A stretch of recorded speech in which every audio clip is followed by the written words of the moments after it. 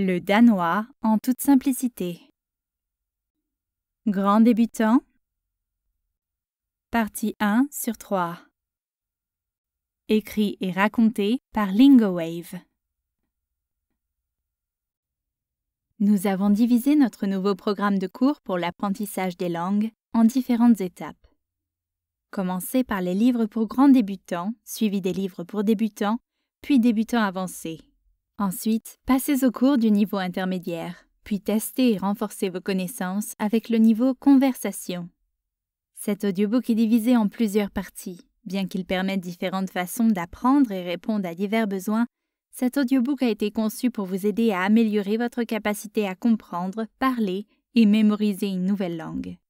L'échantillon disponible vous donnera un bon aperçu de ce à quoi vous devez vous attendre. Dans la partie 1, vous entendrez des phrases dans la langue cible décodées pour chaque syllabe grâce à une diction très lente et très clairement prononcée avec des répétitions. Juste avant que chaque phrase soit prononcée, vous entendrez la traduction afin que vous puissiez toujours comprendre ce qui est dit. La partie 2 se concentre uniquement sur l'amélioration de votre capacité d'écoute, ce qui améliorera votre compétence à dialoguer avec un interlocuteur natif. Ce chapitre vous obligera à écouter très attentivement les nuances de la langue. Dès la partie 3, vous pourrez constater vos progrès concernant votre capacité à parler et à comprendre. La traduction orale sera suivie de 2 répétitions à une vitesse naturelle. Tout en apprenant à comprendre la langue cible lorsqu'elle est parlée naturellement, les parties 3 et 4 vous aideront à mémoriser un nouveau vocabulaire et des phrases complètes. Dans la partie 5, vous pourrez vérifier par vous-même tout ce que vous avez appris. Dans le cas où vous éprouveriez des difficultés, nous vous suggérons de revoir l'écoute, le parler ou la mémorisation des parties 1, 2, 3 ou 4 en fonction des éléments sur lesquels vous avez le plus besoin d'aide.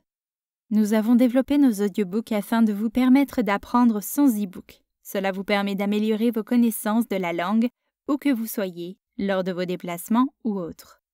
Comme l'audiobook est divisé en plusieurs sous-parties, il est également très pratique pour les professeurs qui souhaitent naviguer dessus et ainsi l'utiliser dans les salles de classe ou tout autre lieu d'apprentissage.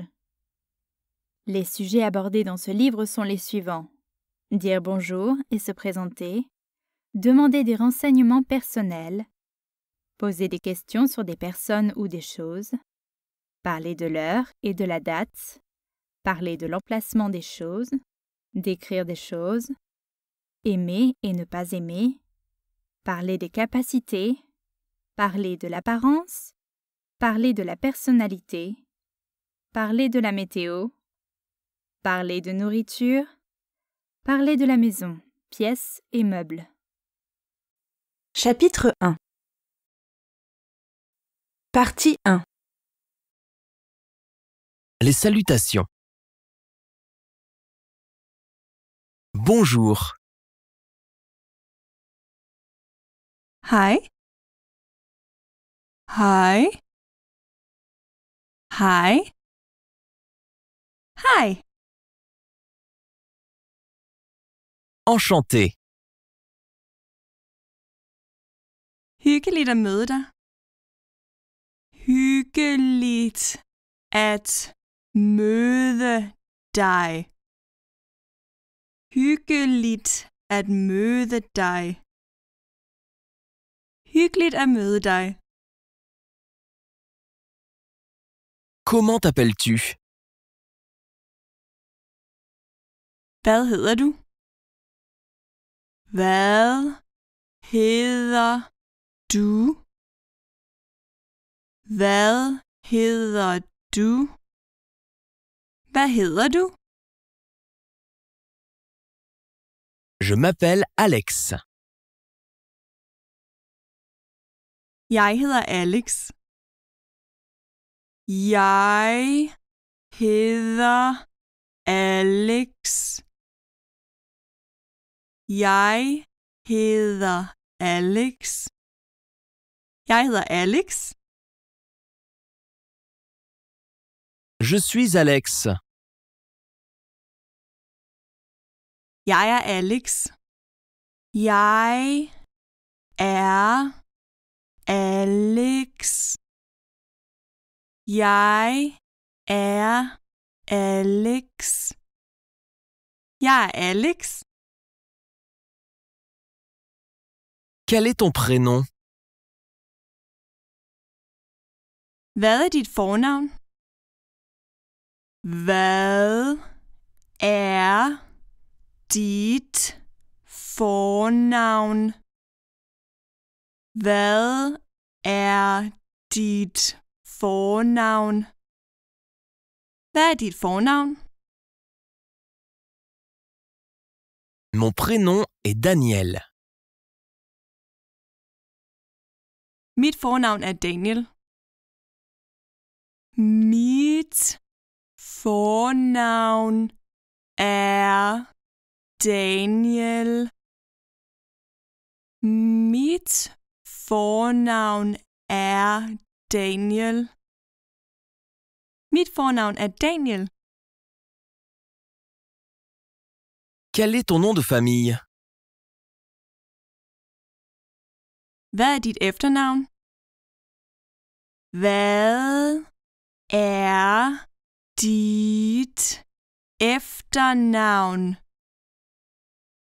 Hvad er dit efternavn? Hvad er dit efternavn?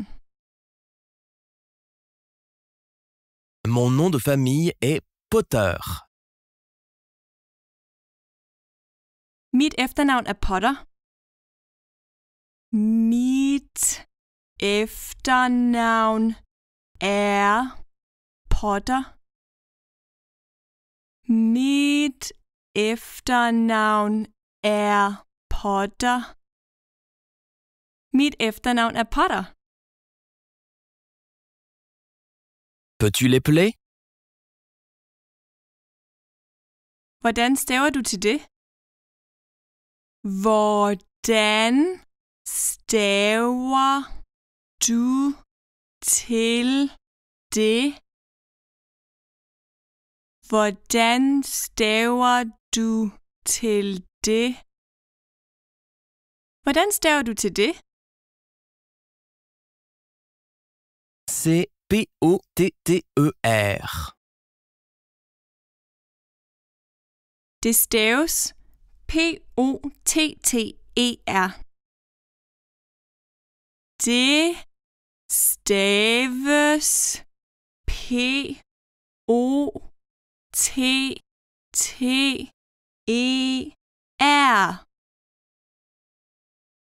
Det staves P-O-T-T-E-R.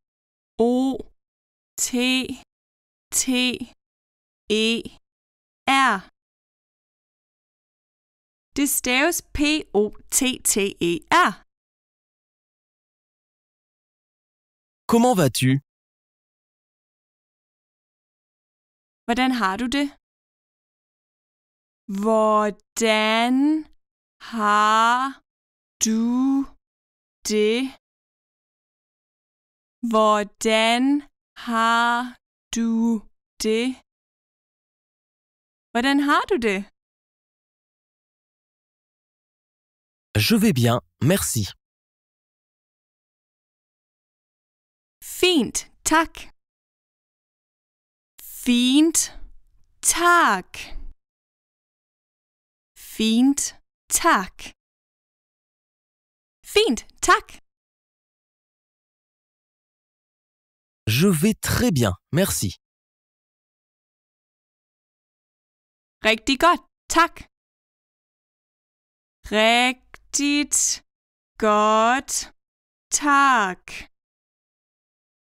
Rigtigt godt, tak. Rigtig godt, tak. Et toi? Hvad med dig? Hvad med dig? Hvad med dig? Hvad med dig? Ça va bien, merci. Jeg er okay, tak. Jeg er okay. Tak. Jeg er okay. Tak. Jeg er okay, tak. À bientôt.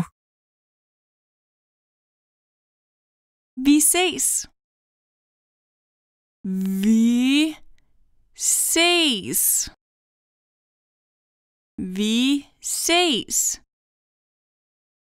Vi ses. Prends soin de toi. Pas på dig selv. Pas på dig selv. Pas på dig selv. Pas på dig selv. Au revoir. Farvel. Farvel. Farvel. Farvel. Chapitre 1. Partie 2. Demandez des informations personnelles. Étudies-tu à l'université? Læser du på universitetet? Læser du på universitetet? Læser du på universitetet? Læser du på universitetet? Oui, j'étudie à l'université. Ja, jeg læser på universitetet. Ja, jeg læser på universitetet. Ja, jeg læser på universitetet. Ja, jeg læser på universitetet. Non, je n'étudie pas à l'université. Nej, jeg læser ikke på universitetet. Nej, jeg læser ikke på universitetet. Nej, jeg læser ikke på universitetet. Nej, jeg læser ikke på universitetet. D'où viens-tu? Hvor er du fra? Hvor er du fra? Hvor er du fra? Hvor er du fra? Je viens du Royaume-Uni. Jeg er fra Storbritannien. Jeg er fra Storbritannien. Jeg er fra Storbritannien. Jeg er fra Storbritannien. Es-tu anglais? Er du englænder? Er du englænder? Er du englænder? Er du englænder? Oui, je suis anglais. Ja, jeg er englænder. Ja, jeg er englænder. Ja, jeg er englænder. Ja, jeg er englænder. Non, je suis australien. Nej, jeg er australier. Nej, jeg er australier. Nej, jeg er australier. Nej, jeg er australier. Où as-tu grandi? Hvor voksede du op?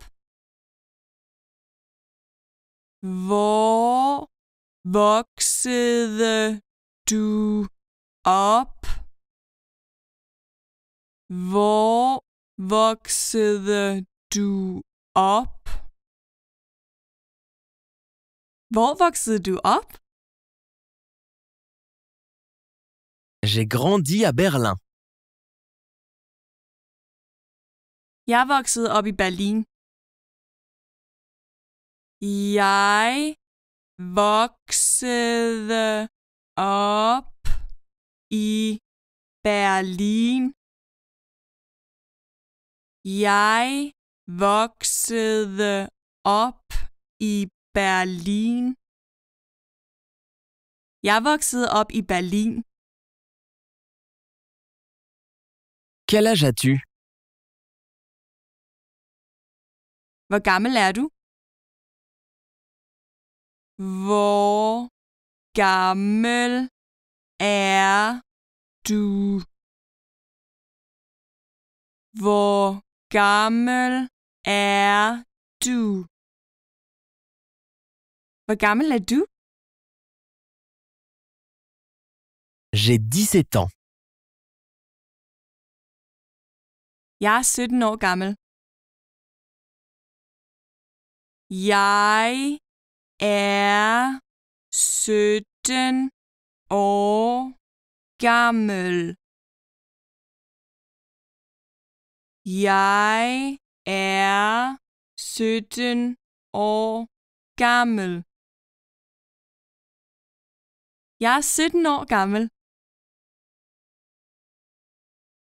J'ai 19 ans. Jeg er 19 år gammel. Jeg er 19 år gammel.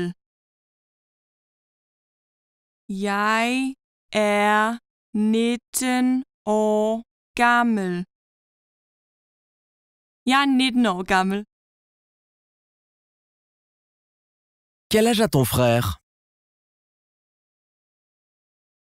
Hvor gammel er din bror? Hvor gammel er din bror? Hvor gammel er din bror? Hvor gammel er din bror? Mon frère a 20 ans.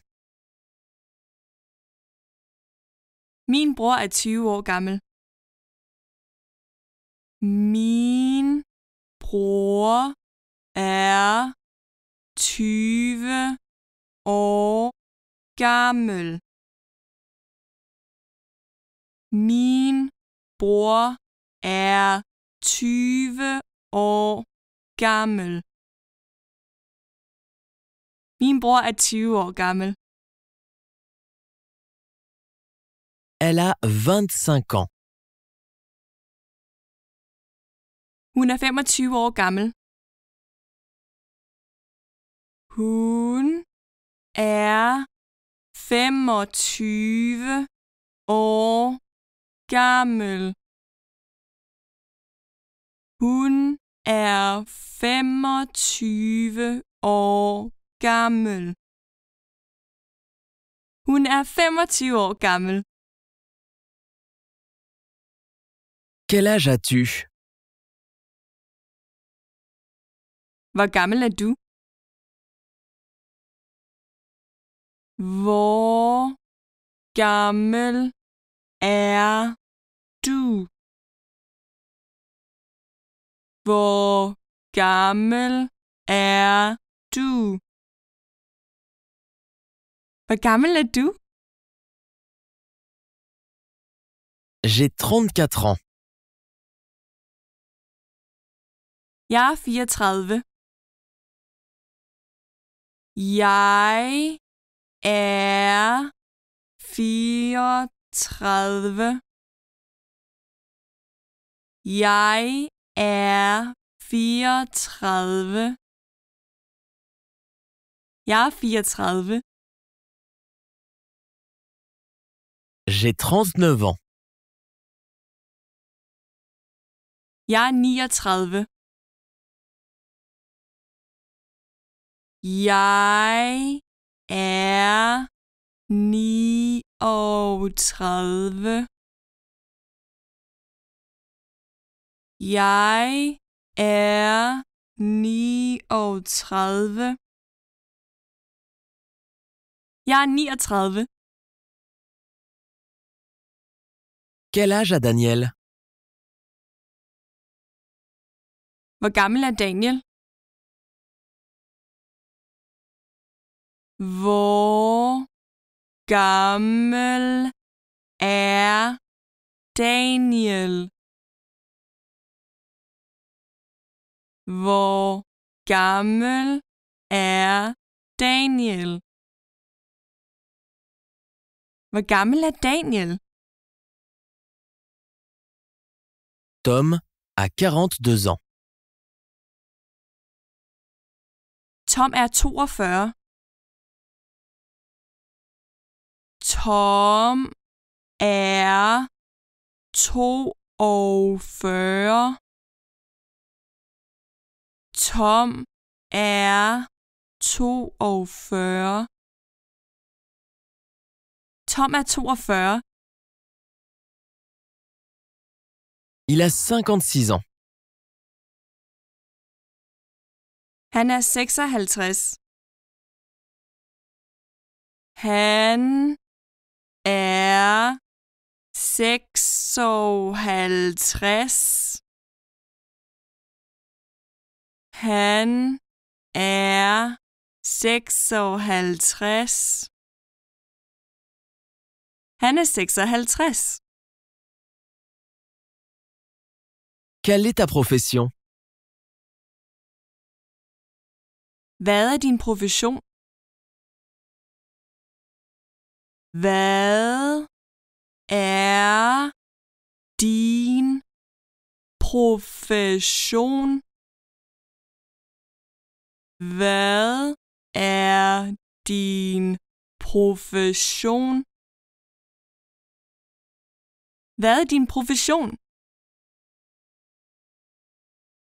Je suis professeur. Jeg er lærer. Jeg er lærer. Jeg er lærer. Jeg er lærer. Je suis ingénieur. Jeg er ingeniør. Jeg er ingeniør. Jeg er ingeniør. Jeg er ingeniør. Quelle est sa profession? Hvad er hendes profession? Hvad er hendes profession? Hvad er hendes profession? Hvad er hendes profession? Elle est médecin. Hun er læge. Hun er læge. Hun er læge. Hun er læge. Quelle est la profession de ta sœur? Hvad er din søsters profession? Hvad er din søsters profession? Hvad er din søsters profession? Hvad er din søsters profession? Elle est actrice. Hun er skuespillerinde. Hun er skuespillerinde. Hun er skuespillerinde. Hun er skuespillerinde. Quelle est leur profession? Hvad er deres profession? Hvad er deres profession? Hvad er deres profession? Hvad er deres profession? Ils sont pilotes. De er piloter. De er piloter. De er piloter. De er piloter. Où travailles-tu? Hvor arbejder du? Hvor arbejder du? Hvor arbejder du? Hvor arbejder du? Je travaille pour Google. Jeg arbejder for Google. Jeg arbejder for Google. Jeg arbejder for Google. Jeg arbejder for Google. Où habites-tu? Hvor bor du? Hvor bor du? Hvor bor du? Hvor bor du? J'habite à Madrid. Jeg bor i Madrid. Jeg bor i Madrid. Jeg bor i Madrid. Jeg bor i Madrid. Avec qui habites-tu? Hvem bor du sammen med? Hvem bor du sammen med? Hvem bor du sammen med? Hvem bor du sammen med?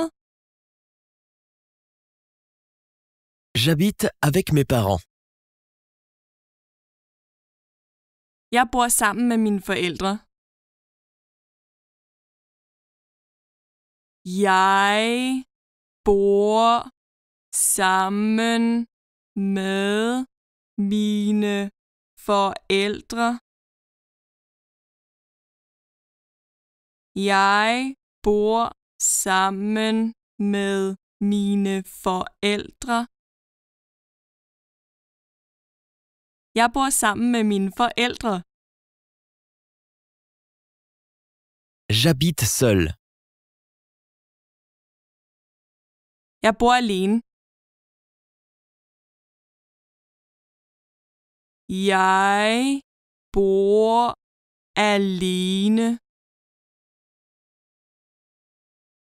Jeg bor alene. Jeg bor alene. Quel est ton numéro de téléphone? Hvad er dit telefonnummer? Hvad er dit telefonnummer? Hvad er dit telefonnummer? Hvad er dit telefonnummer? Mon numéro de téléphone est le 1 2 3 4 5. Mit telefonnummer er 1 2 3 4 5. Mit telefonnummer er 1 2 3 4 5. Mit telefonnummer er 1 2 3 4 5. Mit telefonnummer er 1 2 3 4 5. Quel est ton numéro? Hvad er dit nummer? Hvad er dit nummer? Hvad er dit nummer? Hvad er dit nummer? C'est le 6 7 8 9. Det er 6 7 8 9.